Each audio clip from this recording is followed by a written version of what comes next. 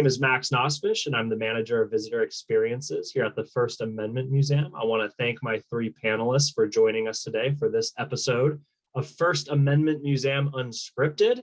We're going to be talking about youth journalism and why it's important and some of the stuff around it. So thank you to whoever watches this, and I'm going to go ahead and let our panelists introduce themselves. Aralynn, if you want to start. Sure, I'm Aralynn McMane. I'm an American, but I live in France, and I run something called Global Youth and News Media, the goal of which is to bring together young people and news media for the benefit of both. I'm Jackie Majerus. I'm a co-founder and executive director of Youth Journalism International. YJI is an educational nonprofit charity based in Maine, but with students all over the world. We've been working with young people, young writers, artists, photographers since 1994. I've never charged a student to participate, and we have published from literally every continent, every single continent on the globe. We've had students writing. So I'm very proud of that. Does that include Antarctica? It does. Wow. Maybe it does. There's a pretty fantastic piece about the ice and the penguins. You have to check it out. It's really good. Yeah. And then last but not least, Katina. Hi, I'm Katina Paron. I'm a journalism educator, author, editor. I've been working with teens in journalism for the last 27 something years. My goal really is to help young people get professional bylines, whether that's through partnership with a newsroom, creating their own publication. I'm also the author of A NewsHound's Guide to Student Journalism, which is a comic book style approach to teaching journalism to new writers. Excellent. Thank you all for joining us. So I'll just open the floor with a very general question. What is youth journalism? I guess what makes it different than elder journalism, mature adult journalism? For me, youth journalism is journalism that is done by young people, not necessarily journalism that's by older people done for a younger audience. For me, the demarcation line is young people have to be doing the reporting and the writing and the illustrating and the photography, and that makes it youth journalism. And their audience, at least from our perspective, the audience should be other young people, but not just young people, because it's really important for older people, middle-aged people, younger people, and seniors to know what young people are thinking and what issues are important to them. So it's really important that the audience be very broad, but the production be by young people.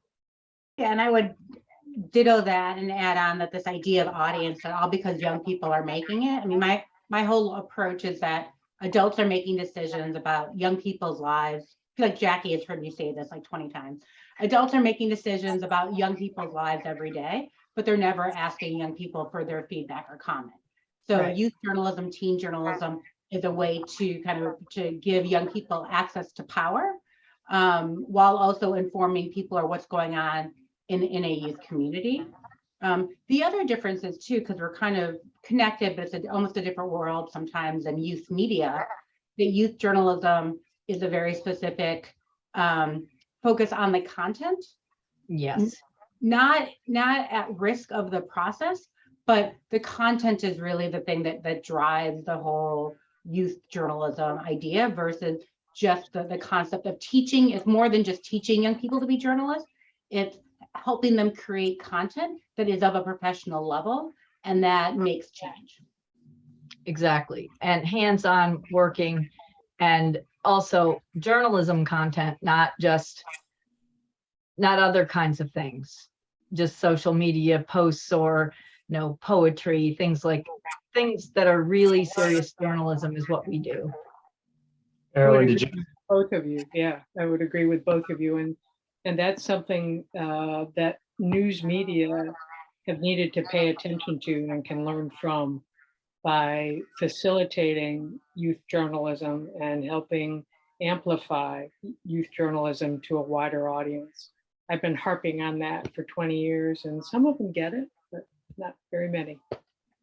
Well, and they So- have a responsibility too in terms of what their readers are. I have a feeling I'm going to answer all of Max's questions before he even asked them. But this idea of like making them aware that young people are producing this journalism is also this larger sense of they're not being representative of the communities that they're writing for about. And young people, at least in the US, make up 25, 26% of the population, but they're not 25 or 26% of news stories. And So they're this even a idea- larger percentage of the population in a lot of developing countries. Exactly. They're Yeah. massively young populations, and their voices are a really small part of the dialogue. And we try really hard to get those voices amplified. We don't tell them what to say. We just help them have a platform for saying it. So if I could interject, what are some good examples of youth journalism that are happening in the world today? Like, or where is this happening? What can you point to me and tell me about some great examples that you guys know of really successful youth journalism, either recently or currently happening? I mean, right now in New doing lots of cool things, and I know. Well, go ahead, Katina. I can talk about some international stuff. Yeah, we'll do Katina and then we'll do Aralynn. So at least you know, like, And then Jackie. it's happening everywhere. It's happening in schools and after school programs and programs that have nothing to do with a school-based world. But for example, I think it was last year, a school in Kentucky, one of the student journalists found out that the local police station was training, or local police district was training their police officers using Nazi propaganda. So that was a story that was done out of a scholastic journalism program, but the police chief ended up resigning. These are big issues that the young people are dealing with. There's a school in Queens, Townsend Harris High School, where the students are reporting on a teacher who's been essentially a creepy teacher, and reporting on it and really getting a lot of pushback from their administration, but they're still reporting on the issues that need to happen. So whether these are kind of larger issues or smaller issues, is happening all over. And I think a lot of it is the responsibility of adults like us about newsrooms to help push these stories forward. There's also young people reporting on gun violence, how it's affecting their community.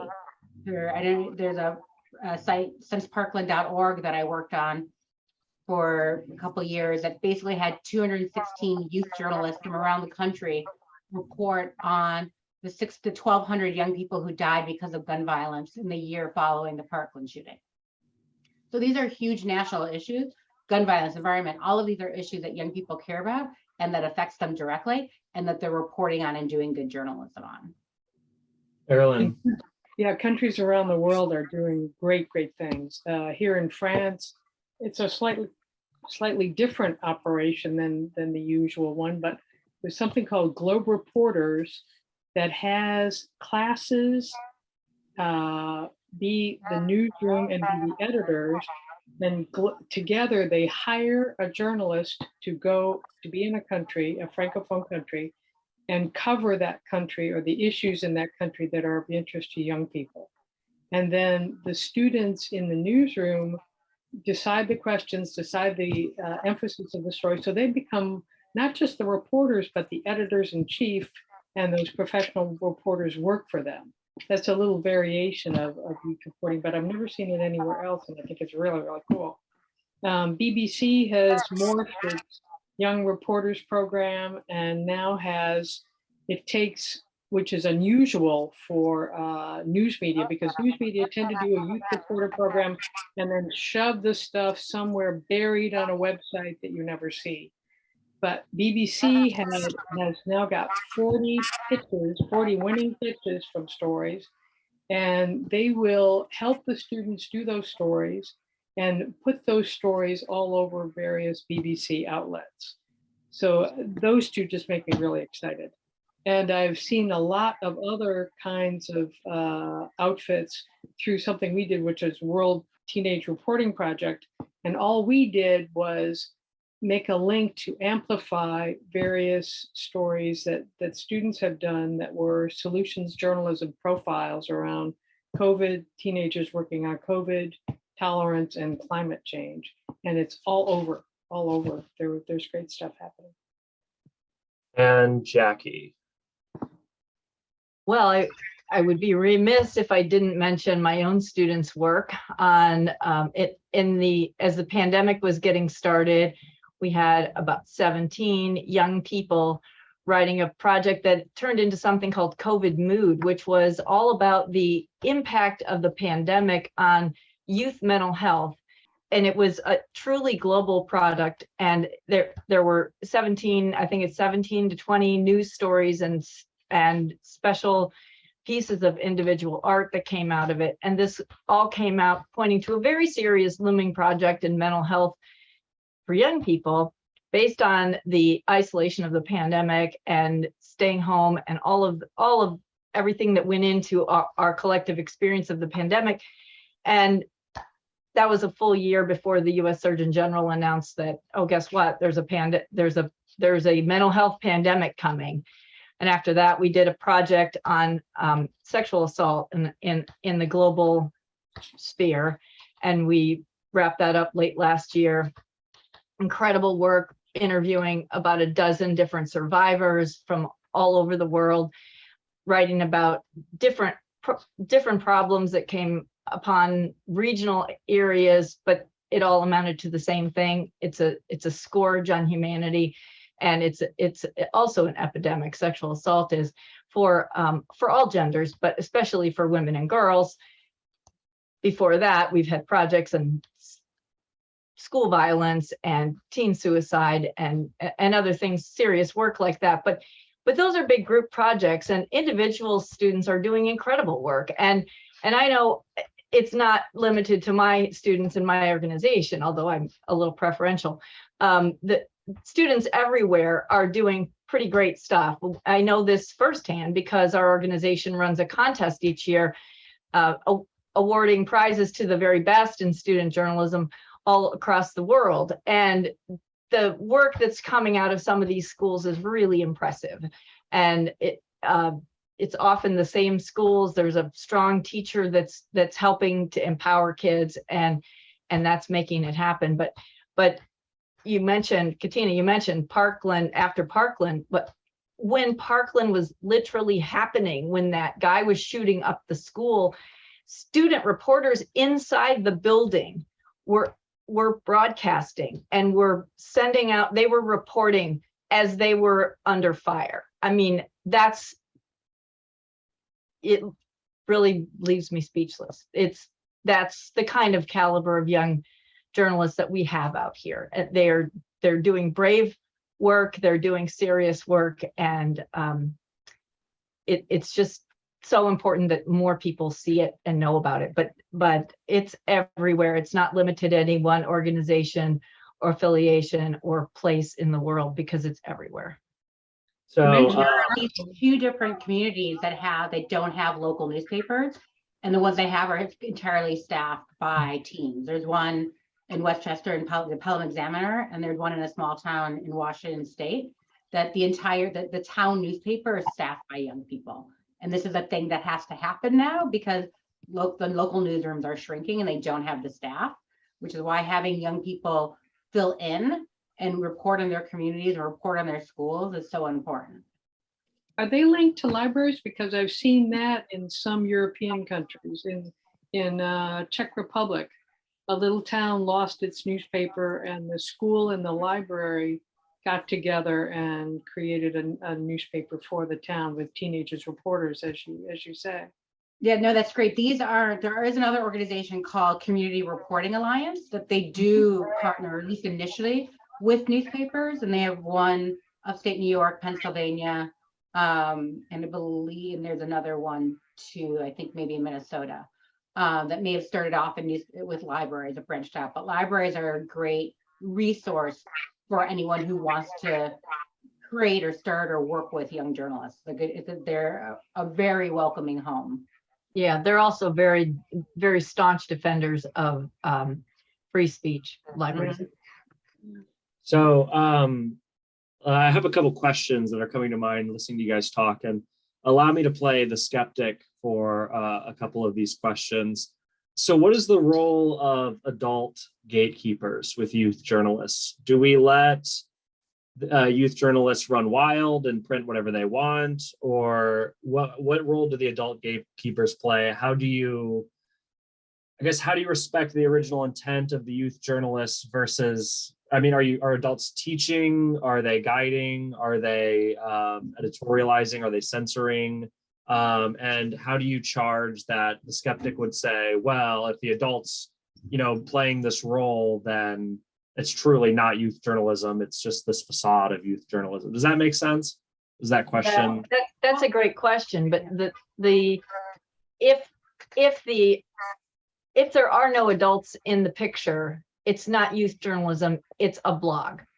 It's if you just let kids do whatever they want to do, it's going to be a blog. And sometimes it might be a pretty impressive blog, but they're students and they are learning and they need us. They need guidance. They need some direction. That doesn't mean we tell them what to do all the time. We just help them keep from breaching ethics, from going in a ethically wrong direction or in a journalistically wrong direction. They frequently don't understand, what the rules are. So you have to kind of teach them that. And in our case, we work really closely with students one-on-one. So they're really learning how they're supposed to do this. And that doesn't mean we tell them what to write. I never tell anyone what to write. I might offer an opportunity. Would you guys be interested in writing about this? Or would you like to write about that? But as far as the story ideas, they're generated by the young people because they know best what's going on in their world, in their community, in their school, what the people who are the same age as them, or give or take a few years, what they care about. That's on them. And I'm working with young people all over the world, and I can't pretend to know what's going on in every community. I'm trusting them to tell me what's happening. And sometimes they don't recognize a story because it's the thing they're living. One time I had a young man from Nigeria who turned into one of the best reporters we've ever had. He's currently getting his master's degree at the University of Berkeley, but I digress. He was just starting out with me. And he said, "Oh, gee, Jackie, I'm really sorry I don't have anything to write about because the whole school is shut down from a teacher strike." And I said, "Really? There's no classes?" And he said, "No, there's no classes. The teachers are on strike. The kids are just sitting around." So I had to gently explain to him that that is, in fact, a big story. And so light bulb goes off for him. He's the one who came up with the story, the situation. He's the one who had to interview the people, but he didn't recognize that as a story because it was just part of his life. I mean, a lot of times we don't recognize the nice things in our own community because we live with them every day. So I think that having capable adult mentors and guides and writing coaches is really important.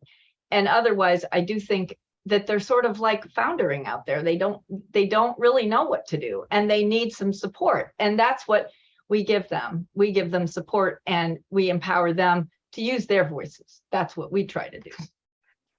And also there's the idea of adults have mentors and editors and guardrails too. Like this isn't, we're not putting them in a protected little playpen and saying your journalism can only happen here. Like this, we're modeling what happens in a professional newsroom where the young people the reporters come up with the assignments or they get assigned stories. We're providing editing and feedback.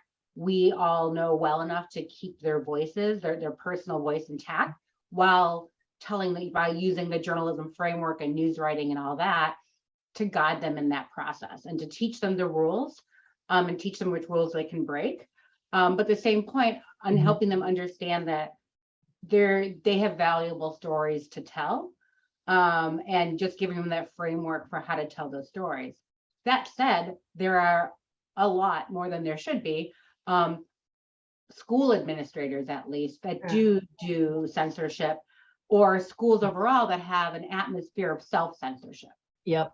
So the kids think, I can't write this story because no one will let me, because they're in this environment where their ideas and their thoughts and their their brainstorming isn't respected or, even enhanced. And so in these schools, you may look at the student paper and some of them can be very well written and well done, but they're not hitting the tough issues because their school won't let them. Specifically, a principal will say, you can't write about this, even if other mainstream press has, or the students are like, oh, they'll never let me do it. Even the college level, when I'm teaching at college level, I have to tell them, like, in certain classes, like, you can write whatever you want. You can write something that's negative about the administration, as long as it's true. I won't stop that. And they're so used to not being able to do that. And we have to kind of reframe this as this is a youth rights thing. Like, what is around, what do you want to change in your community? Let's write about that. Aralynn, do you want to?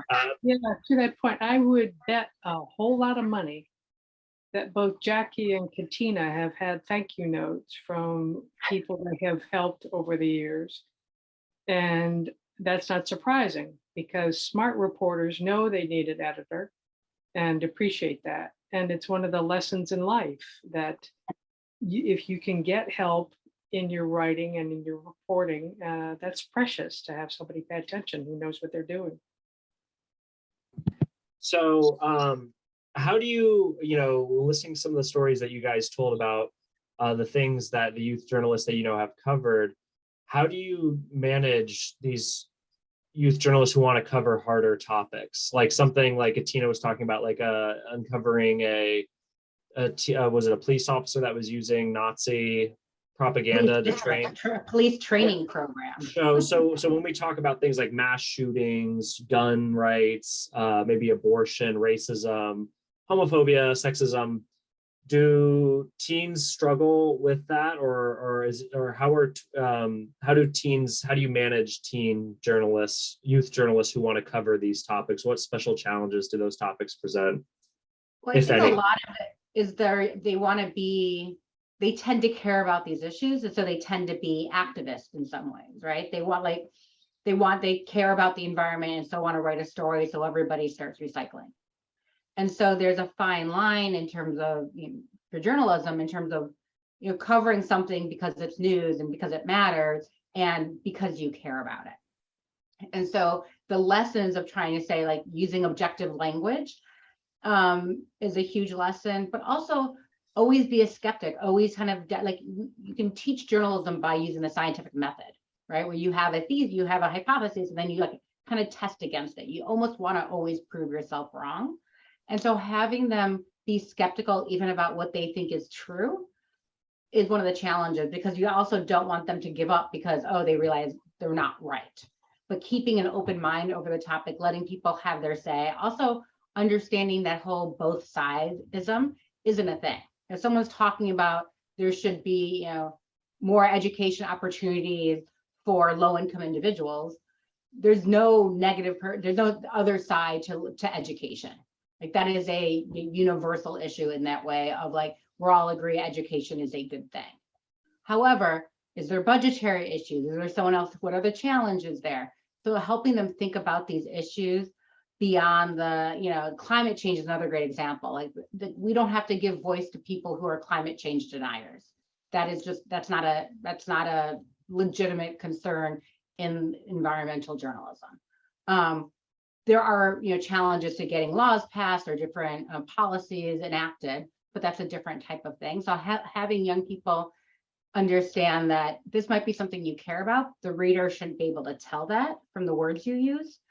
And also walking them through the process of, like, well, yeah, you do have to talk to this other person who doesn't want this bill passed because that they have a valid stake in this topic, and having them bring them in. So I think for some of the bigger issues, making sure, and also that this idea that journalism is the practice of verification, helping them see, like, even though a source says something doesn't mean it's true, and that you have to go back and you have to find the second source to agree with them. You have to get the data from your city Department of Education, file a FOIA request to get the data you need. Because one kid says X happened in my school doesn't necessarily mean it's true, or it's not true enough for journalism. And can someone tell me a little bit? You guys have mentioned this in some of your emails. There's something going on in New York State regarding youth journalism, or in Aralynn, do you want to, or something going on I in know the nothing about it. I just saw it and thought, this is really cool, and I want to hear more. Yeah. So I'm sure, Katina, do you know, as being in New Yeah, York? so I'm one of the coordinators. So this is kind of an initiative run by the Student Press Law Center, which is a great organization that protects the legal rights of student journalists, high school, college, younger. And so basically this is part of a New Voices campaign where right now there are 16 states in the country that protect student journalist free speech, or First Amendment rights rather. New York State isn't one of those. So in New York State, the LGBT club could have a trans rights party or celebration of trans rights, and that would be, their legal right to do that in a public school. However, if a student journalist wrote about it, or if a student journalist wrote an opinion piece about it, that could be legally censored by their administration. So right now, and I'm not going to get into the Supreme Court rulings of Tinker or Hazelwood, but right now, we're working on trying to get a law passed that gives students their First Amendment rights. Also, that really clarifies the rules. Right now, after the Hazelwood ruling, it's a little murky. Like, when can principals step in? When do administrators have the right to censor? When don't they? So under the law that we're trying to pass here that exists in 16 other states, Hawaii was the most recent one. New Jersey was right before that. I don't know if does Maine have? What's that? I don't think so. No, okay, I know Rhode Island We have does. not been super involved in these state by state fights, but we're just really glad that there are people doing this. Appreciate your work, Katina, because Thank you. this is really important for particularly for students that are writing for school publications. It doesn't really impact us very much, but people that are probably the biggest threat to student journalism in the United States is school administrators, school boards, and school superintendents that just want to get their fingers in it and hit the stop button. And it's really important to have these laws that protect student journalists. Yeah. It seems like the First Amendment Center would be a great partner to do something in Maine, if it's not happening already. Wink, wink, nudge, nudge. Yeah. So yes, right now, so this grassroots effort really involves young people. I mean, it's a very civic engagement great project too, because young people are calling up their senators, having meetings with them. I sat in, I don't know, like 7 meetings between teens and their senators during the school year to say like, hey, this issue matters to me. I want you to support this bill. And the young people, the politicians are thrilled to hear from the young people. The young people love being taken seriously on these issues. A lot of elected officials don't know this is a big issue in schools. So kind of part of our job is educating them. But that question you had about, won't kids just run wild, comes up literally all the time. And then we have to remind them there's advisors, there's people in place, there's journalism rules. We all follow the journalism rules, and the journalism code of ethics does not say you can invade someone's private privacy. You can do this. Like, these are the same rules adult journalists follow, we follow. What happens if you are a student that violates the youth journalist ethics code? What happens if you're an adult and you violate the journalist ethics, right? You publish a correction, we do an internal report on it. I mean, it's the same issues. I mean, it depends on the ethical breach, right? Because if it's a typo, if it's a mistake in a fact, that's probably not an ethical breach. That's just a screw up, and that's what happens. People make mistakes. But if there's a willful passing off someone else's work as your own work, if there's willful plagiarism, then I can't speak to other organizations, but in our organization, you're gone. That just, we don't tolerate that. We try to coach them along the way so they understand what the rules are and how they're supposed to behave, and so that we cut that off at the pass and don't let that happen to begin with. But every now and then you get someone who's going to break the rules because that's just the kind of person they are. Fortunately, it hasn't happened to us very often, but if you're talking about a real ethical breach, it's a pretty serious repercussion. I think in schools, you could see your grade drop, you could fail, you could be ejected from the school paper. I'm sure in large measure, it depends on the advisor and how seriously the advisors take it. But plagiarism in high school, outside of the journalism realm, is also viewed pretty seriously, I think and hope. If you plagiarize a paper and you turn it in for a class, whether it's journalism or English or any other class, social studies or history or something, if you plagiarize, you should fail the assignment at minimum. So I think that's probably along those lines. One of the things that has come up in the last couple months when we talk about the New Voices legislation, not only in New York, but in other places too, is the conversation around critical race theory and free speech has really gotten people upset about the concept of giving young journalists their First Amendment rights. So that honestly started coming up in May. It wasn't, we had these great conversations, something switched in May, and everyone got suddenly paranoid about how far free speech versus free press could go. So that's been a very journalism is politicized. There's no way around it. And student journalism, especially in a classroom, a scholastic journalism, I guess I should say, is an extremely politicized thing because so many administrations are afraid of how it will affect their reputations, which is why organizations like YJI, like all these other ones that we've mentioned, are so important to give young people a way to learn journalism, get these stories out when their schools are putting their foot down or don't have quality, well-funded programs. That kids who still want to be that journalist who, we've all met kids who at an 8-year-old would be like, I really want to be a journalist. And you're like, that's amazing, you're 8, right? But their school doesn't have a program. They have no way to do it. They don't have anyone opening doors for them. Everyone you have assembled on this call right now, we're all opening doors for young people. We're all helping increase their networks, especially for young people who are low income, don't have the Ivy League connections that often you need to get these jobs, or even get into certain schools. That we are doing that for them. We are introducing them to professional journalists. We are helping them get the skills and opportunities they need and want, because sometimes they don't exist in their schools. Can I ask a question about the growth of your programs, Katina and Jackie? 2 things. It's a 2-part question.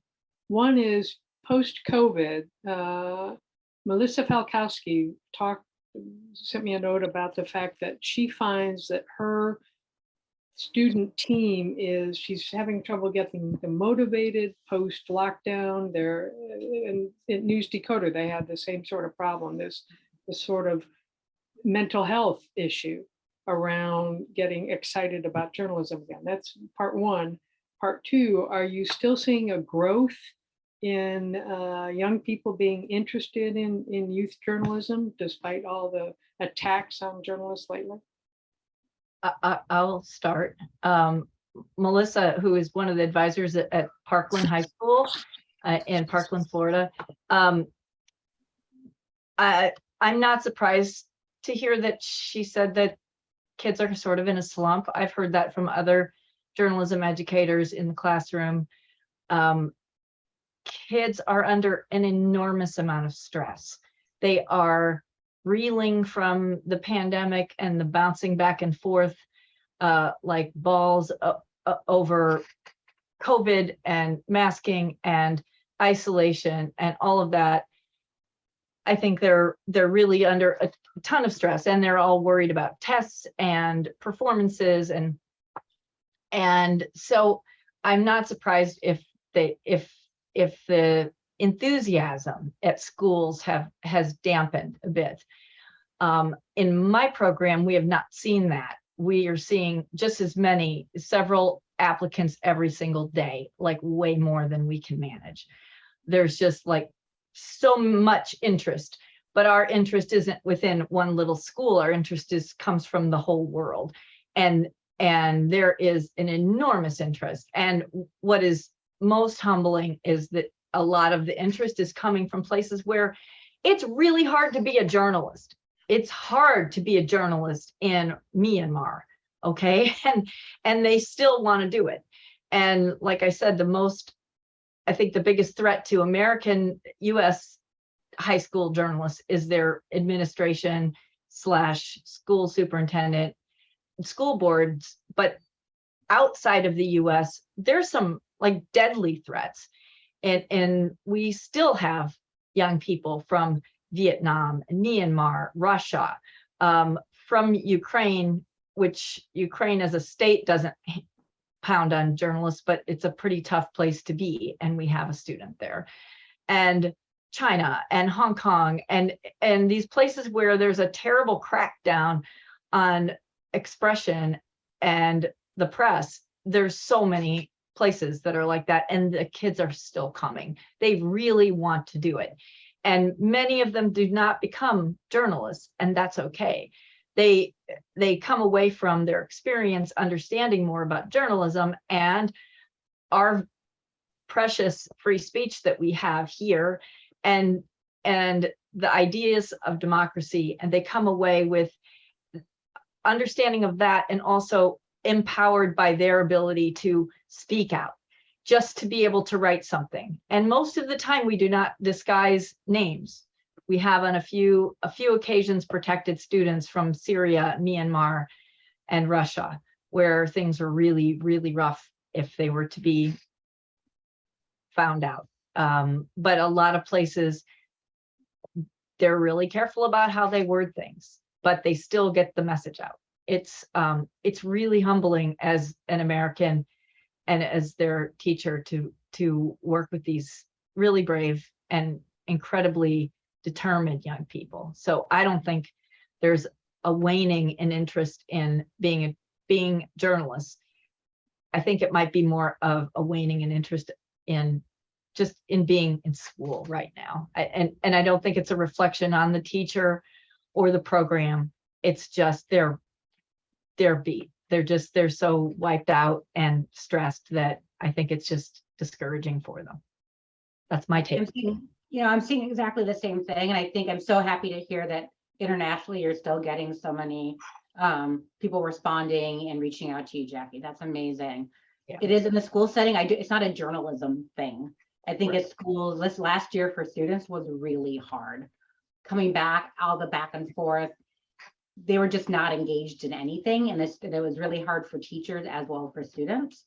That said, any of the different programs I run or help recruit for, they've always had an overpouring number of applications, right? It's not that hasn't been any program that we're like, yeah, no one applied. I have if you build it, they will come. And all the programs, every time I'm a little bit of a hustler, so I'm always talking to people about starting youth journalism programs. And they're like, where will we find the kids? I'm like, don't worry, I got that. Like, I know where to find the kids. I know the people who know the kids. Like, that's not an issue. The kids are out there. They need more programs. They need more support. These programs need more funding.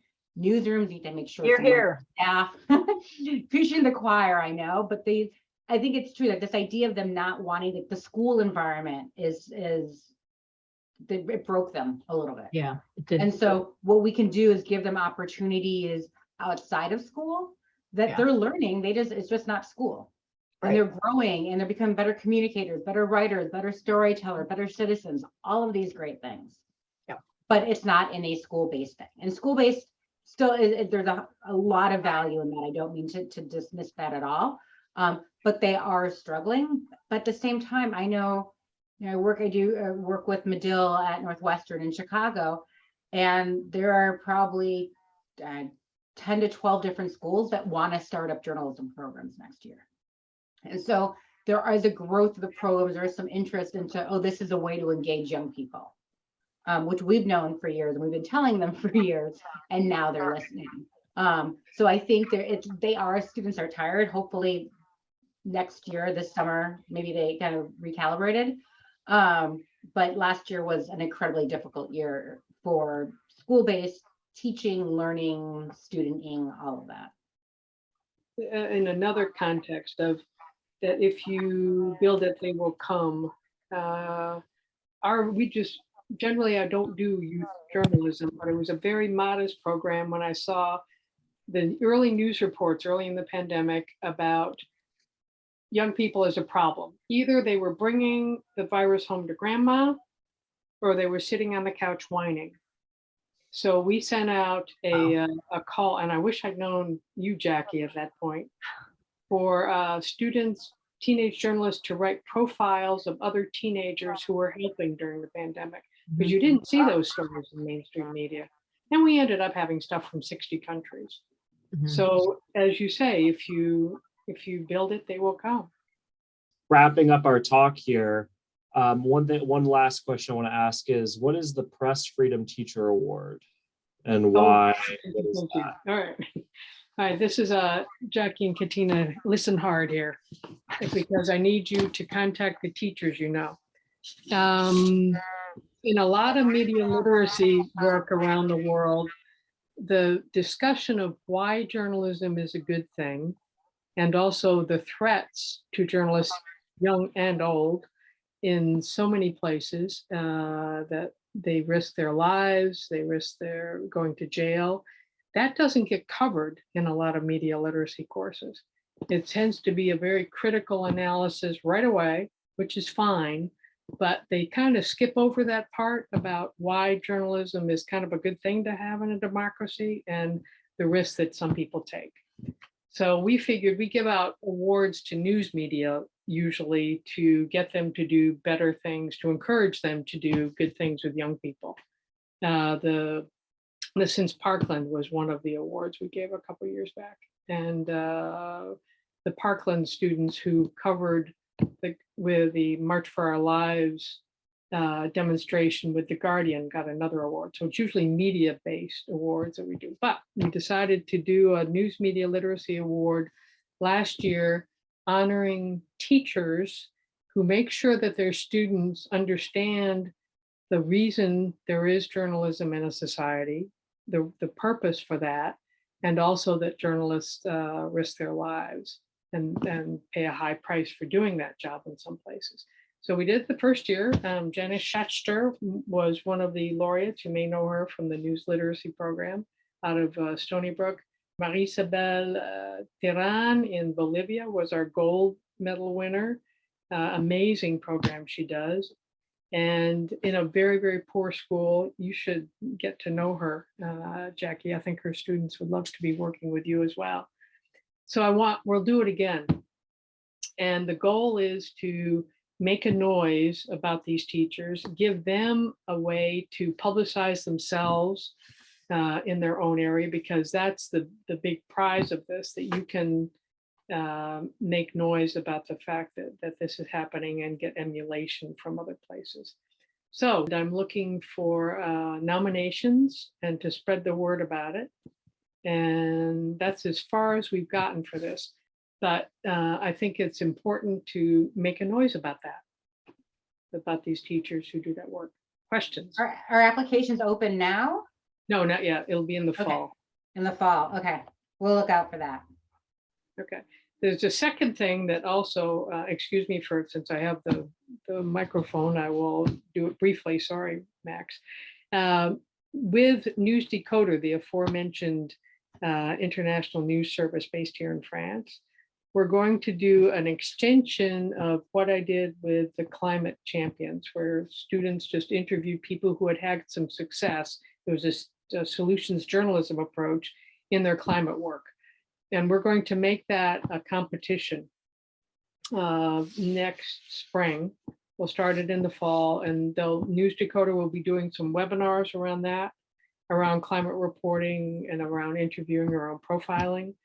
And the winners will get a small cash prize, but they'll also get coaching from News Decoder to revise their stories, and then it will be produced on the News Decoder website, which is a good clip.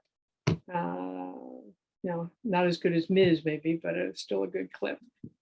So that's when that comes up, I'd like to send the word out to you because it's profiles of climate champions we originally were going to have teenagers just be able to interview other teenagers, but you probably know this already. They wanted also to interview adults who were interesting, who were worthy candidates for a profile. So it will be that, basically. And that's it. That's enough for my PR. Those are fantastic opportunities. Thank you for creating them. And even whatever small cash prize you have is valuable to schools, teachers, individuals. So thank you for including that as part of it. Yeah, thanks for the heads up. Okay. Yes, please share information about that as it comes and let us know what we can do as well. Great. Yeah. So I want to thank all three of you guys for taking the time out of your day, taking the time out of your busy schedules to do this with us. This was an awesome conversation. This was fantastic. And we're going to go ahead and get this out there to the world so people can tune in and watch it. Thank you, Max.